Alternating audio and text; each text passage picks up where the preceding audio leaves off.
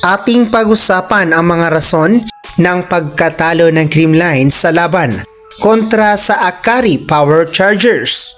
Justin Hazareno's superb defense, pinuposisyonan lamang si Sean. CCS lost while Akari broke the curse. Alba mid connection, pinasakit ang ulo ng Creamline.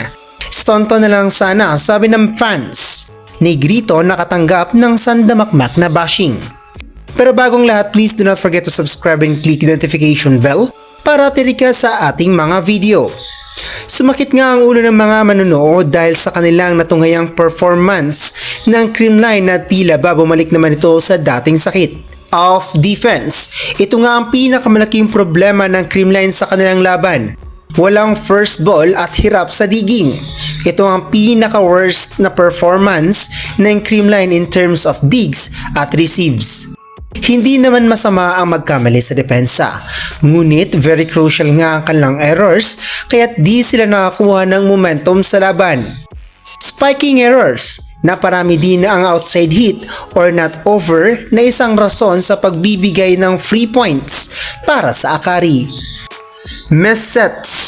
Dito nga ay tinadtad ng bashing ngayon ang main setter ng Creamline na si Negrito dahil sa nagpakita ito ng inconsistent sa laban. May mga time pa nga na umabot pa sa referee mismo ang bola. Sobrang lala nga ang kanyang ipinapakitang setting sa laban na naging dahilan para makuha ng Akari ang kumpiyansa sa laro. Unsuccessful challenges. Ito na ata ang pinakapangit na decision making ni Coach Sherwin kung saan ay naubos nga ang challenges nito na puro unsuccessful. Kaya't kahit anong reklamo nila sa referee ay wala na silang magawa dahil ubos na rin ang kanilang challenge. Maliban doon, ito ang may pinakamalaking rason sa pagkatalo ng CCS. Ito ay ang depensa ng Akari na pinapangunahan mismo ng newest defensive queen na si Hazareno. Fresh from a loss nga itong si Hazareno, kaya't habol kung habol at dig kung dig. Kahit napakalayo pa ng bola ay nagagawa pa nitong habulin at iangat. Hirap nga makapatay ng bola dito si Courtney Schwan dahil pinuposisyonan lamang ito ni Hazareno.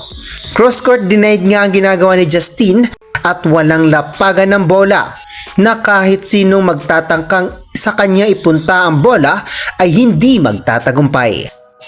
Marami ngang mga fans ngayon ang nagsasabi bakit hindi na lang si Staunton ang kinuha ng CCS dahil maliban sa magaling ito ay nakukuha din ito ang galawan ng Creamline. Kumbaga, familiar na ito sa sistema ni Coach Sherwin. Well, kung sa height advantage lamang ay itong si Sean nga, subalit kung offensive at depensa ay mas lamang nga rito si Staunton. Well, maybe there's a reason kung bakit wala si Staunton. Ngunit kung performance nga ang pag-uusapan ay palaban naman itong si Sean na kumamada ng 25 points. Hindi lang talaga tumugma ang mga bagay-bagay para sa Creamline ngayon. Unang game pa lang ito at marami pa silang game na panlalabanan. Sa ngayon, let's see kung anong adjustment ng CCS sa susunod itong makakalaban.